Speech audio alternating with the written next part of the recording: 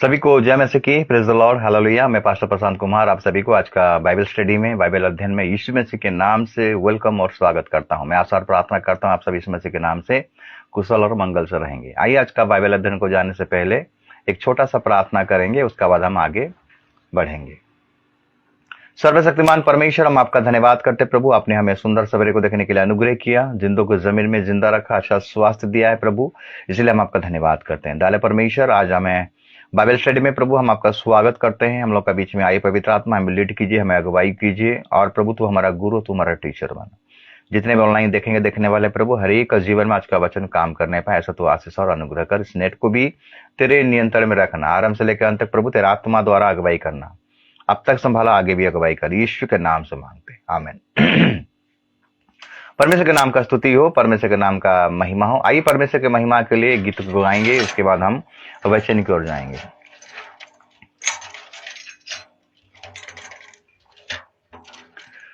धन्यवाद करता हूँ प्रभु, स्तुति में करता हूँ यीशु। धन्यवाद करता हूँ प्रभु, स्तुति में करता हूँ यीशु। धन्य यीशु राजा, धन्य यीशु राजा, धन्य यीशु राजा, धन्य यीशु राजा। नया दिन दिखलाया है धन्य राजा, अब तक संभाला है धन्य राजा। नया दिन दिखलाया है धन्य राजा, अब तक संभाला है धन्य राजा। धन्यवाद करता हूँ प्रभु, स्तुति में करता हूँ यीशु।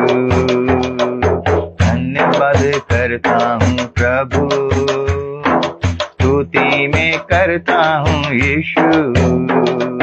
धन्य यीशु राजा, धन्य यीशु राजा, धन्य यीशु राजा, धन्य यीशु राजा।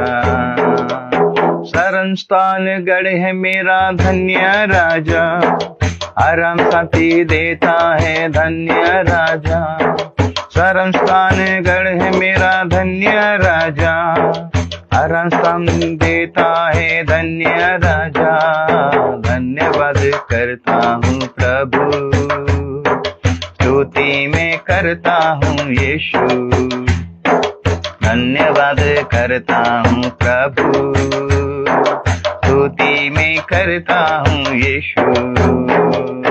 धन्य यीशु राजा, धन्य यीशु राजा, धन्य यीशु राजा, धन्य यीशु राजा।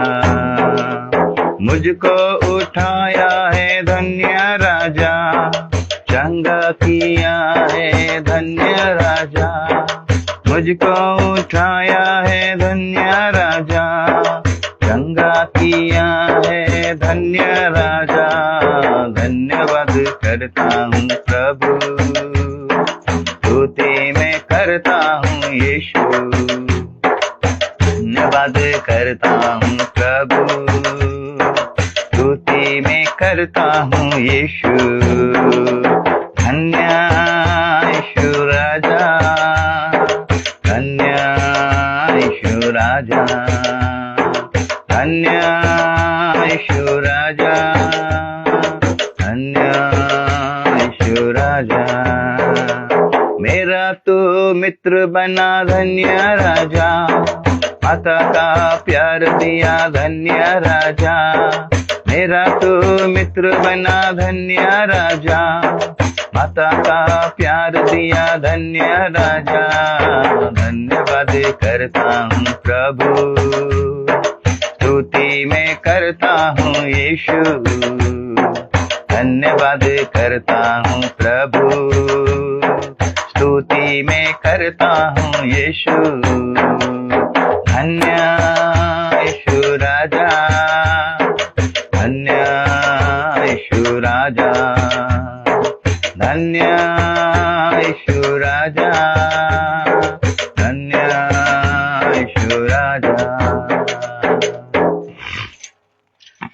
परमेश्वर के नाम का स्तुति हो, परमेश्वर के नाम का महिमा हो। परमेश्वर आज आराधना के द्वारा हमारा सहायता और मदद किया, उसके उपस्थिति को दिया, इसलिए इस परमेश्वर का हम धन्यवाद करें। आइए आज का वचन की ओर हम ध्यान करेंगे। आज का ध्यान का विषय है एक विश्वासी का, सच्चा विश्वासी का 7 आत्मिक बातों को देखेंगे। एक सच्चा विश्वासी जो होता है मेरे प्रियो, जो यीशु मसीह का फॉलो करता है, जो परमेश्वर के मर्जी में चलता है, जो परमेश्वर की इच्छा पर चलता है, हम देखते हैं कि उसके जीवन में 7 आत्मिक बातें दिखाई देता है। अगर ये 7 आत्मिक बातें नहीं दिखाई देगा तो सच्चा विश्वासी नहीं है, वो ढोंगी है, वो नामधारी है। और हम जानते हैं कि परमेश्वर का वचन कहता है, तब बुलाए हुए बहुत हैं लेकिन चुने हुए थोड़े हैं। थोड़े लोगों को ही प्रभु लेकर जाएगा, सबको लेकर नहीं जाएगा मेरे प्रियो। इसलिए हमें किस प्रकार का जीवन काटना है, क्योंकि हम अंतिम समय में जी रहे हैं और ये अंतिम समय में प्रभु अपना कलीसिया को लेने आ रहा है और ये 7 आत्मिक बातें उसके जीवन में अगर हैं तो उसको लेकर जाएगा, बाकी सब रह जाएंगे। तो आज देखेंगे परमेश्वर का वचन के द्वारा परमेश्वर का वचन हमसे बातें करता है और परमेश्वर का वचन आज क्या कहता है बाइबल में से देखेंगे तो 7 आत्मिक बातें एक सच्चा विश्वासी के अंदर में दिखाई देता है। पहला पॉइंट है पवित्रता। एक विश्वासी के अंदर में पहला आत्मिक जो विषय है, सातों में से 7 आत्मिक विषय में से पहला विषय है उसका जीवन पवित्र होना है। आंखों के द्वारा पवित्रता, मुंह के द्वारा पवित्रता, कान के द्वारा पवित्रता, पूरा शरीर, अपना शरीर। जिस प्रकार हम देखते हैं पहला पत्रस का किताब, उसका 1 अध्याय और उसका हम पढ़ाई करेंगे 15 और 16 पद।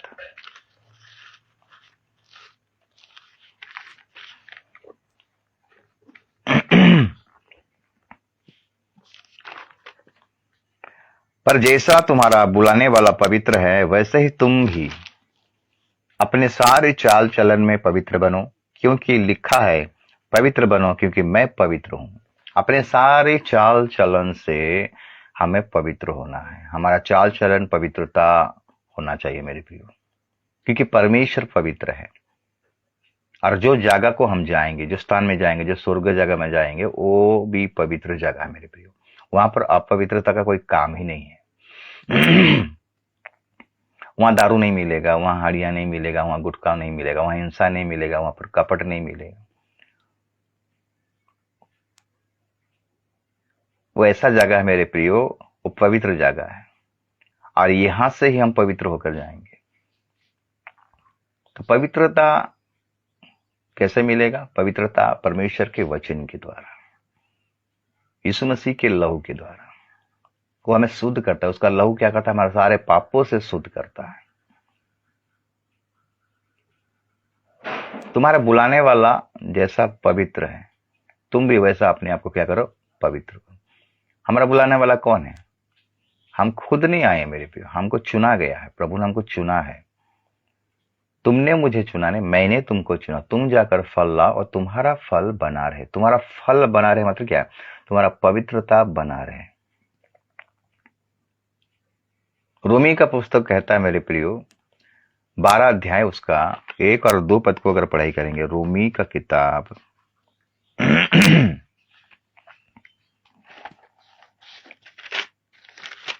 12 का 1 और 2।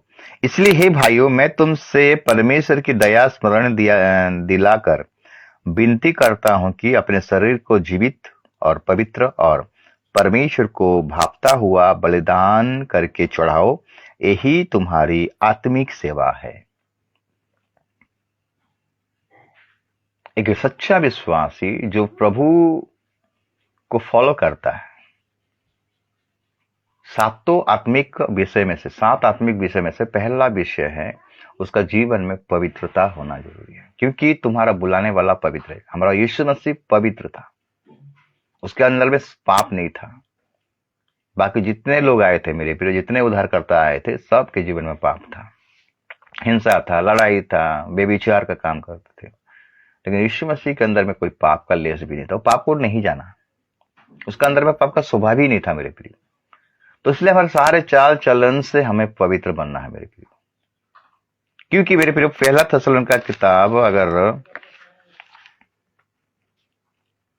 पहला थेसलोनिका किताब अगर 5 अध्याय को निकालेंगे और उसका 23 पद को पढ़ेंगे, वो लिखता है, शांति का परमेश्वर आप ही तुम्हें पूरी रीति से पवित्र करे और तुम्हारी आत्मा और प्राण और देह हमारे प्रभु यीशु मसीह के आने तक पूरे पूरे पूरे और निर्दोष और सुरक्षित रहे। पूरे निर्दोष और सुरक्षित रहे, यही पवित्रता। कोई दाग, कोई दोष नहीं लगेगा मेरे पे। इसीलिए एक ऐसा कलीसिया को, विश्वासी का मतलब क्या है, कलीसिया को दर्शाता, जिस कलीसिया में कोई झुरी, कोई दाग, कोई कलंक नहीं रहेगा, वही सही कलीसिया को यीशु मसीह क्या करेगा, रैप्चर करेगा। तो पहला आत्मिक विषय मेरे प्रियो, कि पवित्रता को हमें अपने जीवन में लागू करना है हर समय, क्योंकि अपवित्र चीज स्वर्ग में एंट्री होने नहीं पाएगा। अपवित्र चीज, इसराइल लोग कौन कानान देश में पहुंचने नहीं पाए, क्योंकि वो लोग पवित्रता मेंटेन करने नहीं पाए, वो लोग परमेश्वर को पवित्र ही नहीं माने, वो अपने चाल चलन को सुधारे नहीं मेरे प्रियो। इसलिए लोगों कानान देश में पहुंचने नहीं पाए। 40 साल लग गया, वो रेगिस्तान में और जंगल में भटकते भटकते वो लोग मर गए, मेरे परमेश्वर को मार दिया। तो इसीलिए मेरे प्रियो, एक विश्वासी का 7 आत्मिक बातों में से पहला आत्मिक विषय है पवित्रता का मेंटेन करना है, अपने चाल चलन से, आपका बोली वचन से, आपका देखना, आपका खाना खाना, आपका सुनना, आपका चलना, आप उठना बैठना, कपड़े का पहनना, हर विषय में हमें अलर्ट रहना है, सचेत रहना है, जागृत रहना। क्योंकि मेरे प्रियो, जब दानियल नबूकदनेस्सर की जगह में जब था, वो दासत्व में था, तो राजा ने उन जवानों को चुना, उनमें से दानियल एक था, अपने राज्यसभा में उनको रखने के लिए। तो सबको क्या किया, परीक्षा किया, टेस्ट किया, इनको कम से कम टेस्ट किया जाए और उसके बाद इनको क्या करेंगे, राज भवन में रखेंगे, काम में रखेंगे। तो दानियल ने एक निर्णय लिया कि राजा का रसोई घर में, राजा का किचन घर में, राजा का जो खाना पकाना के घर में जितने भी खाना पकता था, उनमें से अशुद्ध खाना होता था। ये ठान लिया मन में कि मैं अशुद्ध खाना खाऊंगा नहीं। वो परमेश्वर की दृष्टि में पाप नहीं किया, यीशु भी परमेश्वर की दृष्टि में पाप नहीं किया। तो इसलिए मेरे प्रिय, अपना शरीर को पवित्र, जीवित, पवित्र और परमेश्वर को भापता हुआ बलिदान करके चढ़ाओ, यही तुम्हारा आत्मिक सेवा है। अगर हम प्रभु का सेवा कर रहे हैं तो परमेश्वर को हमारा सेवा प्रसन्न होना चाहिए, पसंद होना चाहिए। इब्रानी अध्याय अगर हम 11 को निकालेंगे, 11 अध्याय इब्रानी 11, और वहां देखेंगे 11 का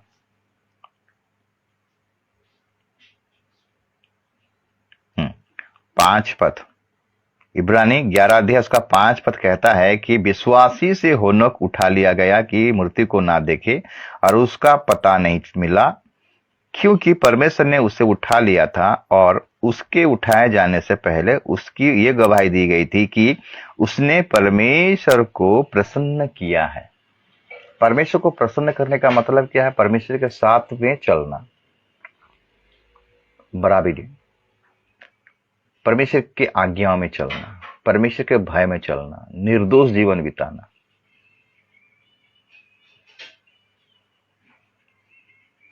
इसलिए पवित्र जीवन हमें बिताना जरूरी है मेरे भाई। कोई भी विश्वासी हो, अगर पवित्र जीवन आपका नहीं है, पवित्र आपका चाल चलन अगर पवित्रता नहीं है मेरे पे, तो आप एक विश्वासी नहीं हो सकते, आप नामधारी कहलाओगे। नाम का खाली मसीह में आए हो मेरे प्रियो। तो पवित्र कौन करता है हमें? पवित्र यीशु मसीह का वचन करता है, उसका लहू करता है और पवित्र आत्मा करता है। जो उसका वचन को डेली पढ़ता है, मनन करता है और वचन के आधार पर चलता है, तो यीशु का लहू क्या करता है, उसको हमेशा साफ करता रहता है। और पवित्र आत्मा हमें हमेशा बताता है कि ये गलती है, इसको मत करो। 3 चीज हमें पवित्र करता है, परमेश्वर का वचन, यीशु मसीह का लहू और पवित्र आत्मा।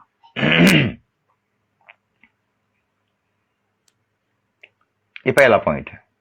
दूसरा पॉइंट है मेरे प्रियो, याकूब 1:22, उसका वचन के अनुसार अगर हम चलेंगे तो ये हमें क्या करेगा, पवित्र करेगा। 1:22 क्या कहता है कि वचन सुनने वाले मत बनो, वचन सुनकर उसमें चलने वाले बनो। जो वचन खाली केवल सुनता है और नहीं चलता है, वो अपने आप को धोखा देता है। मतलब उसका आज्ञाकारी होना है मेरे प्रियो। इसलिए लिखता है रोमी 17 का,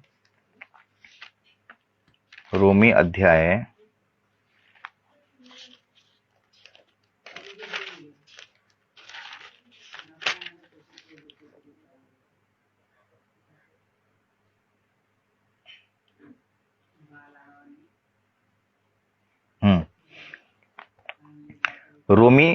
17 अध्याय, नहीं, रोमी नहीं, 10 का 17, रोमी 10 का 17, रोमी 10 का 17 कहता है कि अतः विश्वास सुनने से और सुनना मसीह के वचन से होता है। परमेश्वर के वचन को हम जब पढ़ते हैं, सुनते हैं, तो हमें विश्वास होना है मेरे। विश्वास, जब विश्वास किसको कहा जाता है, उस वचन को हम विश्वास करते हैं, हाँ ये वचन ठीक है, ये वचन सही है, ये वचन मेरे लिए है। और उस वचन के अनुसार जब हम चलते हैं तो हम अपने आप को क्या करते हैं, आत्मिक में आगे बढ़ते हैं। दूसरा आत्मिक बातें मेरे प्रियो एक विश्वासी के अंदर में रहना चाहिए, वो है वचन के अनुसार अपना जीवन को बिताना। वो वचन पढ़ेगा मेरे प्रियो, डेली वचन को मनन करेगा। जो डेली वचन को पढ़ेगा, वो मनन करेगा और उस वचन के अनुसार वो अपना जीवन को क्या करेगा, व्यतीत करेगा। एक सच्चा विश्वासी का एक काम है। अगर आप डेली वचन नहीं पढ़ते हो नहीं सुनते हो, तो आप प्रभु के मार्ग में चल नहीं पाओगे, आप प्रभु के राज्य में प्रवेश करने नहीं पाओगे मेरे। आज हम डिस्कस कर रहे हैं मेरे प्रियो कि जिस प्रकार एक सच्चा विश्वासी का 7 आत्मिक बातें हैं, 7 आत्मिक विषय हैं। उनमें से पहला है पवित्रता, दूसरा है परमेश्वर का वचन को क्या करना है, पढ़ना है, उसके अनुसार चलना है, उसका आज्ञा को पालन करना है, क्योंकि वचन ही हमारा जीवन में बहुत बड़ा काम करता है। जिस प्रकार हम देखते हैं यीशु मसीह यूहन्ना 15 अध्याय में कहता है, मैं दाखलता हूं, मैं सच्ची दाखलता हूं। दाखलता तो बहुत है मेरे प्रियो, बहुत सारा दाखलता है। यीशु मसीह कहता है कि मैं सच्ची दाखलता हूं, तुम सब डालियां हो, और जो डाली मुझ में है और बना रहता है वो बहुत फल लाता है। मतलब वचन में जो बना रहता है मेरे प्रिय, उसके जीवन में फल दिखाई देता है, आत्मिक उन्नति दिखाई देता है। तो आज विश्वासी लोगों का मेन प्रॉब्लम क्या है, वो लोग वचन को पढ़ते नहीं, मनन करते नहीं और उसके अनुसार चलते भी नहीं, और बोलते हैं नहीं हम क्रिश्चियन हैं, हम परदादाओं से हम क्रिश्चियन हैं, हमारा बाप दादा भी क्रिश्चियन है, हमारा पुराना मंडली है, उस मंडली का हम सदस्य हैं। मंडली का सदस्य होने से काफी नहीं है, आपको स्वर्ग राज्य का सदस्य होना पड़ेगा मेरे प्रियो। आपका नाम जीवन के पुस्तक में, जो स्वर्ग में जो मंडली है ना, वहां पर जो पुस्तक है उसमें लिखना जरूरी है।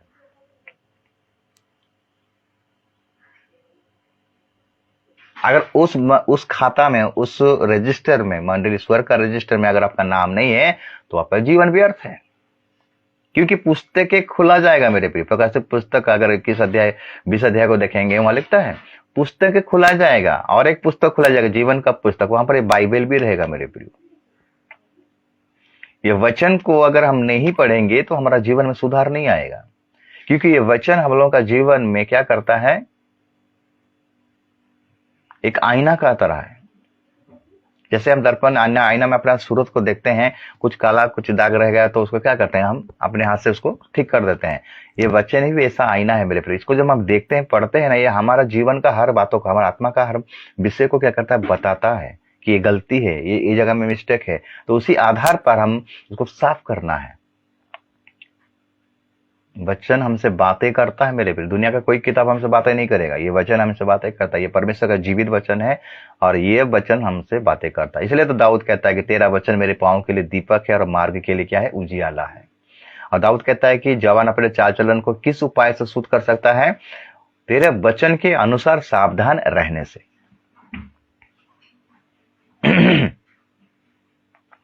आदम हवा क्यों पाप किए?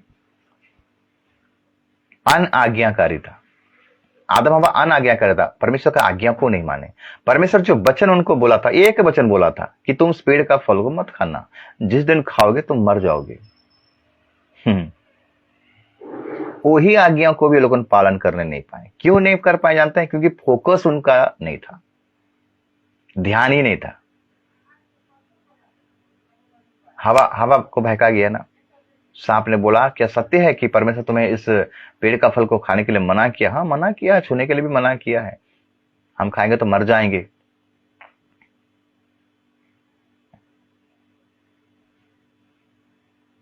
तो आदम हवा का ध्यान होना चाहिए था कि नहीं? अरे परमेश्वर ने हमको बनाया है, हम उसके साथ संगति करते हैं, ठीक है, ठीक है सांप जी, ठीक है शैतान जी, थोड़ा सा मैं अपने हस्बैंड के साथ थोड़ा सा बात करके आता हूं, उसके बाद देखेंगे। ऐसा बोलना चाहिए था कि नहीं हवा को? हवा ने कुछ बोला नहीं, कुछ चिंता नहीं किया, एक बार में डिसीजन ले लिया। आके जब परमेश्वर पिता पुत्र और पवित्र आत्मा जब आदम हवा के साथ आके संगति करते थे शाम का समय में उस एदन के वाटिका में, तो उस समय तो हवा को पूछना चाहिए था ना कि ऐसा ऐसा बात है, सांप ने मैंने आके मेरे साथ बात कर रहा था कि उस पेड़ का फल को खाने से हम नहीं मरेंगे बोलकर। तो उसका आंख खुलता कि नहीं खुलता? मेरे पे कभी कभी हम क्या करते हैं, हम स्वयं विचार ले लेते हैं। शैतान तो बीज बो देता है, लेकिन हम क्या करते हैं, स्वयं निर्णय ले लेते हैं। हम स्वयं का वचन को ध्यान देते हैं, हम बाइबल को ध्यान नहीं देते, वचन को ध्यान नहीं देते। अगर वचन को ध्यान देंगे तो आप गिरेंगे नहीं। आज बहुत सारा झूठा मसीह उठ खड़े हुए हैं मेरे प्रिय, झूठा प्रचारक उठ खड़े हुए हैं। तो इनसे बचने के लिए आपको वचन को पढ़ना जरूरी है। और ये वचन हम लोगों का जीवन में अधिकता से, क्योंकि ये परमेश्वर का प्रेरणा है मेरे प्रिय, आत्मा की अगुवाई से लिखा गया है, कोई मन से ये लिख नहीं दिया है। और ये क्या करता है, हमें शिक्षा देता है, धर्म के काम के बारे में, धार्मिकता के बारे में शिक्षा देता है, दंड के बारे में शिक्षा देता है, क्या गलत और क्या सही है इसके बारे में शिक्षा देता है। और हमें क्या करता है, हमें तैयार करता है ये वचन। इसलिए एक विश्वासी जो सच्चा विश्वासी है, दूसरा आत्मिक बात है, वो वचन के आधार पर अपना जीवन को व्यतीत करेगा, वचन के बाहर नहीं तो धोखा खा जाओगे। जिस प्रकार हवा ने धोखा खाया, चतुराई से सांप ने हवा को बहका दिया, तो आज भी बहुत सारा ऐसा विश्वासी है बहक जाएंगे मेरे। अंतिम समय में भारी कठिन समय आएंगे। यो मत्ती 24 अध्याय में यीशु मसीह कहता है कि सावधान रहो, चौकस रहो, कोई तुम्हें भरमाना ना पाए। चुने हुए लोग भी भरम जाएंगे मेरे प्रिय। ये दूसरा पॉइंट है। तीसरा पॉइंट है मेरे प्रियो,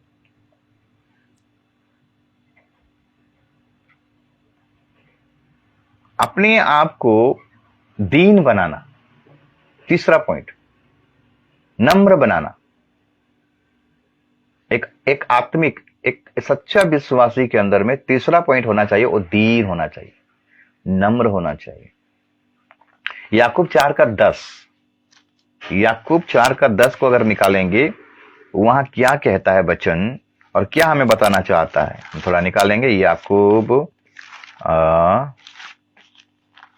4:10 लिखता है, प्रभु के सामने दीन बनो तो वो तुम्हें शिरोमणि बनाएगा। एक सच्चा विश्वासी के अंदर में एक दीनता का गुण होना चाहिए। अगर उसके अंदर में दीनता नहीं है, नम्रता नहीं है, तो मेरे प्रियो उस परमेश्वर के राज्य में वो प्रवेश करने नहीं पाएगा। घमंड रहेगा, ईर्षा रहेगा, डहार रहेगा तो उस राज्य में प्रवेश करने नहीं पाएगा। तुम दीन बनो तो मैं तुम्हें क्या करूंगा, शिरोमणि बनाऊंगा। मूसा जब फिरौन के घर में आया, यानी मिस्र में आया, 40 साल जब हुआ, वो बोला कि मैं अपना ज्ञान, अपना बुद्धि, अपना बल के द्वारा मैं इसराइलियों को क्या करूंगा, छुटकारा दूंगा। लेकिन नहीं हुआ। उसका घमंड था, मैं सब कुछ करूंगा, मैं ऐसा करूंगा, मैं वैसा करूंगा। लेकिन परमेश्वर ने जब वो एक मिस्रियों को मारकर बालू में गाड़ दिया, जब इबरी इबरी झगड़ा लग रहे थे, वाद विवाद कर रहे थे, दोनों का झगड़ा लगता, तो ये आकर समझा रहा था कि आप भाई भाई क्यों झगड़ा लगते हो। तब लोगों ने बोले क्या उस मिस्री की तरह हमको भी मार के बालू में गाड़ देना चाहते हो। वहीं से मूसा दौड़ के चला गया और अपना ससुर के घर में गया, यित्रो के घर में, मिद्यान में गया, और वहां पर 40 साल रहा। ये 40 साल परमेश्वर वहां पर क्यों रखा मूसा को जानते हैं? नम्रता का पाठ को सिखाने के लिए। 80 साल में मूसा इतना नम्र बन गया, इसलिए लिखा गया सबसे नम्र व्यक्ति बाइबल में कौन है? मूसा। जब परमेश्वर ने इसको बुलाहट किया, इसराइलियों के चिल्लाहट को सुना परमेश्वर, और मूसा को झाड़ियों में दर्शन दिया। और जब मूसा झाड़ियों के पास जब आग को देखने के लिए जा रहा था, तो परमेश्वर ने कहा, मूसा तू जिस जगह में खड़ा है वो जगह क्या है? पवित्र है, अपना पैरों से जूती निकाल। तब मूसा के साथ परमेश्वर बात करता है कि अभी तुम चल, मिस्र में चल, मेरे लोगों को छुटकारा देने के लिए, वहां से निकालने के लिए। तो मूसा बोलता है कि मैं भद्दा हूं, मैं कौन हूं जो मिस्र को जाऊंगा उसको छुड़ाऊंगा। मतलब मूसा इतना नम्र बन गया था मेरे लिए। अब सबसे बड़ा एग्जाम्पल हमारा यीशु मसीह इतना नम्र, दासत्व के बंधन में आ गया, मनुष्य के रूप में आया। परमेश्वर था लेकिन मनुष्य का रूप में आ गया, समानता में आ गया मेरे पे। इतना दिन बन गया, मरने के बाद भी एक शब्द भी अपने मुंह से नहीं बोलता है। तुम मुझे क्यों मारते हो बोलकर, तुम मुझे क्यों किला में ठोकते हो, तुम्हें क्यों कूड़े मारते हो, क्यों कांटों का मकुड़ चढ़ाते हो, मुझे क्यों गाली देते हो। ऐसा प्रभु नहीं बोला, मेरे यीशु मसीह नहीं बोला। यही नम्रता। एक सच्चा विश्वासी कभी कंप्लेन नहीं करेगा, एक सच्चा विश्वासी कभी भी वाद विवाद नहीं करेगा।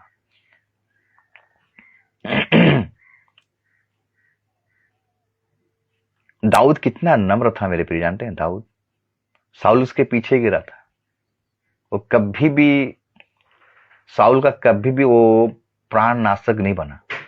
एक बार मौका मिला था साउल को मारने के लिए, लेकिन वो नहीं मारा। इतना नम्र व्यक्ति। आज क्या हम नम्र हैं? आज कलीसिया को देखने से तो बाप रे, तो कलीसिया में संसार ही आ गया है, घमंड आ गया, ईर्षा आ गया। वो उसको दिखाता है, वो उसको दिखाता है, देखो मेरा इतना गाड़ी है, मेरा उतना बंगला है, मैं इतना है।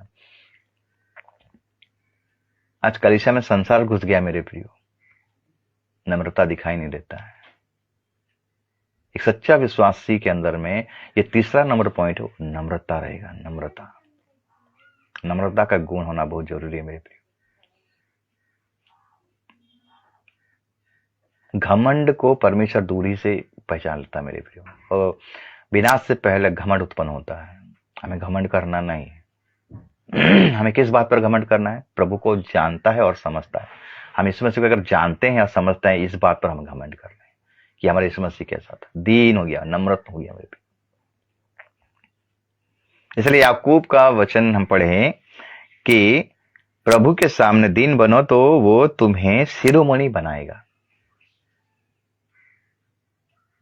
अगर हमारे जीवन में हम सक्सेस को देखना चाहते हैं, आशीष को देखना चाहते हैं, चंगाई को देखना चाहते हैं, और भी कुछ भी देखना चाहते हैं, तो हमें दीन बनना है, प्रभु के पास नम्र बनना है।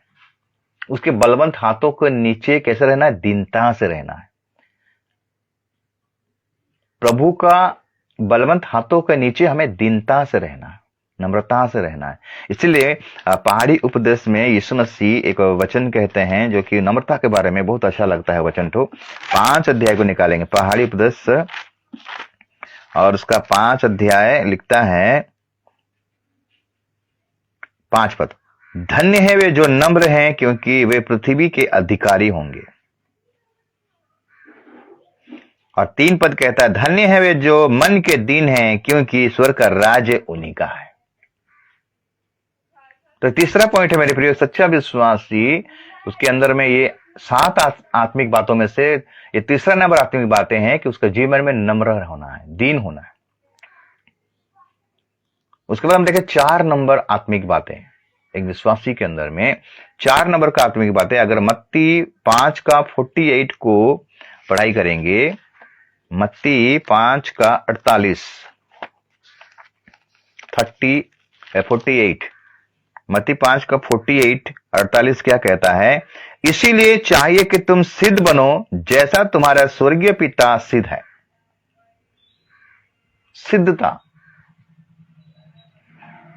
मैंने हमें कोई भी परमेश्वर के वचन में हमें कोई भी मतलब वचन में हमें गिरना नहीं है। अब्राहम गिर रहा था, अब्राहम विश्वास में गिर रहा था। 12 से उसका बुलाहट हुआ, उत्पत्ति 12 अध्याय से अब्राहम का बुलाहट हुआ, और 16 अध्याय तक हम देखते हैं परमेश्वर जो उसके साथ वाचा बांधा था कि मैं तेरे वंश को आकाश के तारों के समान और समुद्र के बालू के समान क्या करूंगा? बढ़ाऊंगा। अब्राहम से इसहाक आया, इसहाक से हम देखते हैं कि याकूब आया, और याकूब से 12 गोत्र आए, और 12 गोत्र आज इस्राएल कहलाते हैं। आज इस्राएल देश को देखिए कितना आशीषित है। तो ये आशीषित क्यों हुए? क्योंकि अब्राहम का सिद्धता काम आया मेरे प्रियो। क्योंकि परमेश्वर ने उत्पत्ति 17 अध्याय में अब्राहम को बोला कि हे अब्राहम, मैं सर्वशक्तिमान ईश्वर हूं, मेरी उपस्थिति में चल और सिद्ध बनता जा।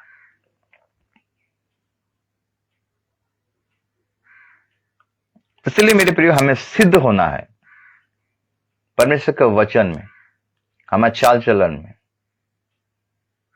हमारे कलीसिया में, हम जिस जगह में रहते हैं उस जगह में, हर एक जगह में हमें परफेक्ट होना है। और सिद्धता प्राप्त करने के लिए हमें परमेश्वर का वचन के अनुसार अपना जीवन को व्यतीत करना है। परमेश्वर को भय करना है, परमेश्वर को डरना है, खरा व्यक्ति हमें बनना है।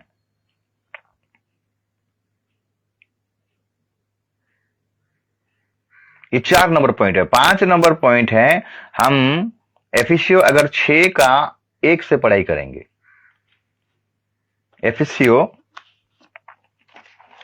6 का 1 पद को अगर पढ़ाई करेंगे, वहां लिखता है,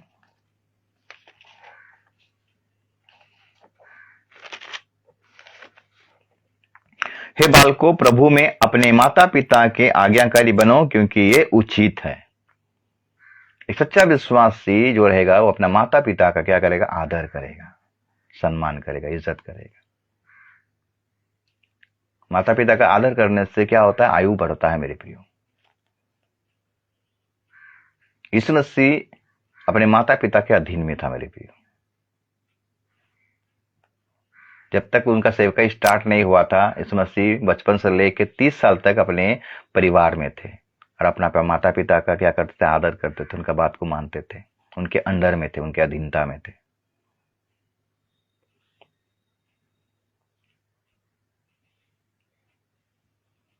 ये 5 नंबर पॉइंट। 6 नंबर पॉइंट मेरे प्रियो हम देखेंगे, पहला थिस्सलुनीके की किताब 5 अध्याय उसका 11 पद।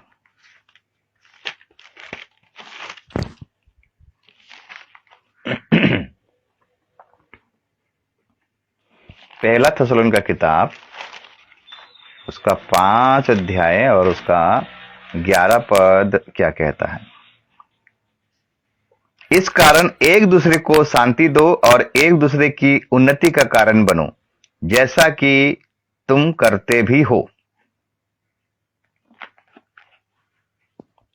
ये 6 नंबर पॉइंट है मेरे प्रियो। 6 नंबर आत्मिक बातें हैं। एक सच्चा विश्वासी के अंदर में सबसे वो मेल मिलाप करके रहेगा, शांति से रहेगा, और एक दूसरे का उन्नति का कारण बनेगा।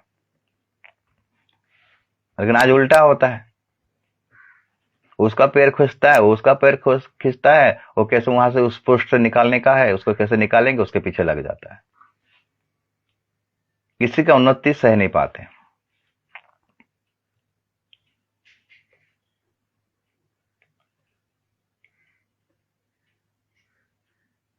अगर हम दाऊद से सीखेंगे मेरे पे, दाऊद जब उसको अभिषेक किया गया राजा होने के लिए, साथ ही साथ दाऊद राजा नहीं बना।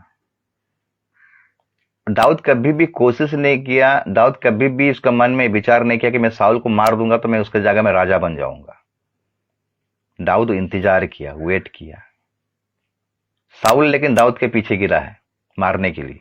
दाऊद भाग रहा है, जंगल जंगल भाग रहा है, इधर छुप रहा है, उधर छुप रहा है। दाऊद को मौका भी मिला था साउल को मारने के लिए। अभी मौका है, अभी मार देते हैं, उसके जगह में हम राजा बन जाएंगे, ऐसा दाऊद के मन में नहीं था मेरे प्रियो। इतना समय क्यों लग रहा था दाऊद के जीवन में? दाऊद को परमेश्वर तैयार कर रहा था इसराइल का राजा होने के लिए। वो अपने ही राजा नहीं बन गया मेरे प्रियो, जबरदस्ती राजा नहीं बना, मैं इसको निकाल दूंगा, इसको मार दूंगा, उसके बाद उसकी जगह में राजा। जितने ऐसे राजा बने मेरे बने थे वो सब नाश हो गए। हम मंडली में किसी का पोस्ट को हथियार नहीं कर सकते।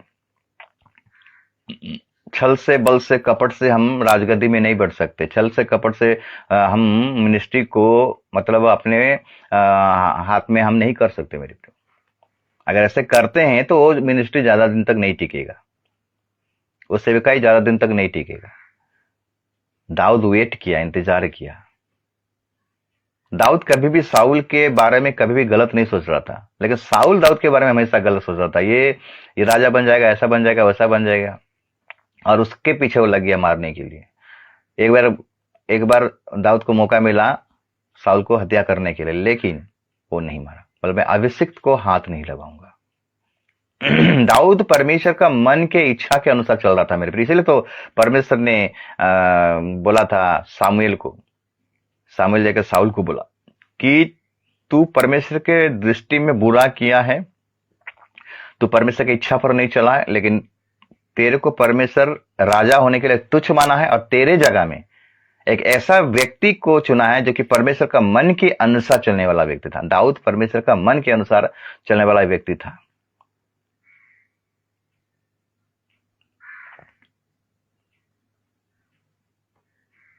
तो इसीलिए मेरे पर एक दूसरे का हमें उन्नति का कारण होना है। अगर कोई गिर रहा है तो उसको उठाना है, उसको और नहीं गिराना है।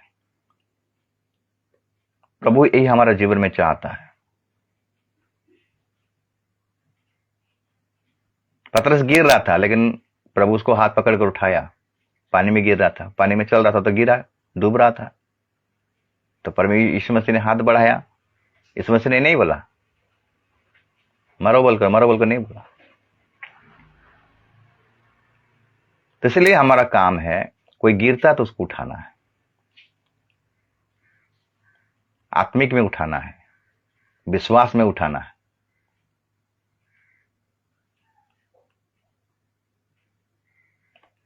तो इसी प्रकार मेरे प्रिय, हम 6 आत्मिक बातों को देखे कि एक दूसरे का हमें क्या करना है, एक दूसरे के प्रति प्रार्थना करना है, एक दूसरे के प्रति उन्नति का कारण बनना है। आखिरी 7 नंबर आत्मिक बातें हम देखेंगे लूका 12 अध्याय उसका 36 पद।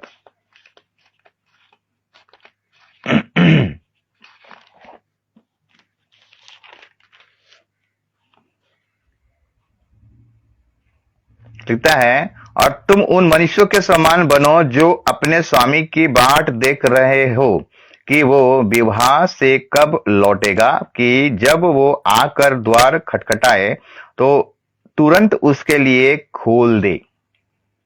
ये वचन हमें सिखाता है एक विश्वासी का सच्चा विश्वासी का आत्मिक जो बातें हैं। 7 नंबर पॉइंट है कि वो यीशु मसीह का आगमन का बाट को जोहता रहेगा।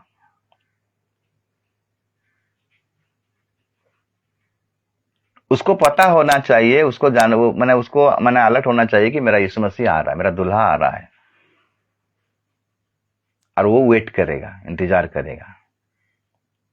यीशु मसीह का गुप्त आगमन का वो इंतजार करेगा।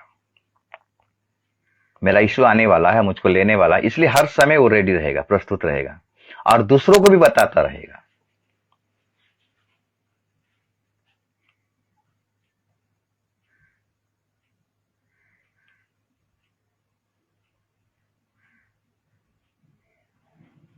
तो आज हम क्या सीखें? एक सच्चा विश्वासी का 7 आत्मिक बातें। अगर ये 7 आत्मिक बातें आपके जीवन में है तो आप उस कलीसिया यानी उस रैप्चर में आप जा पाओगे, उस परमेश्वर के राज्य में प्रवेश कर नहीं पाओगे। पहला है पवित्रता, दूसरा है दीनता, तीसरा है वचन के अनुसार चलना, चौथा है सिद्धता, पांचवा है माता पिता का आज्ञाकारिता, छठा है एक दूसरे का प्रति शांति, एक दूसरे का प्रति उन्नति का कारण बनना, एक दूसरे के प्रति प्रार्थना करना, और सातवां है कि हमें यीशु मसीह का बाट को जोड़ना है, हमारा दूल्हा का बाट को जोड़ना है। ये 7 आत्मिक बातें एक सच्चा विश्वासी के अंदर में दिखता है। अगर ये नहीं दिखता है तो सच्चा विश्वासी नहीं है, वो नामधारी है, वो तिहारी मसीह है। गुड फ्राइडे, दिसंबर 25, नया साल, बड़ा दिन, वो उसी में खाली ध्यान देता रहेगा। पवित्रता से उसका कोई लेना देना नहीं है, दीनता से उसका कोई लेना देना नहीं है, आत्मिक बातों से उसका कोई लेना देना नहीं रहेगा। वो खाली सांसारिक बातें सोचता रहेगा, यही दुनिया है, एंटरटेनमेंट करो, मौज करो, मजलिस करो और दुनिया से चले जाओ, यही जीवन है, वही सोचता है। तो मेरे प्रियो, हमें संभल कर रहना है, क्योंकि आगमन निकट है। प्रभु का आगमन निकट है, और ये 7 प्रकार का आत्मिक बातें हम लोगों का जीवन में होना बहुत जरूरी है। प्रभु इस वचन के द्वारा आप सबको आशीष करे, अनुग्रह करे, दया करे और कृपा करे। आमीन।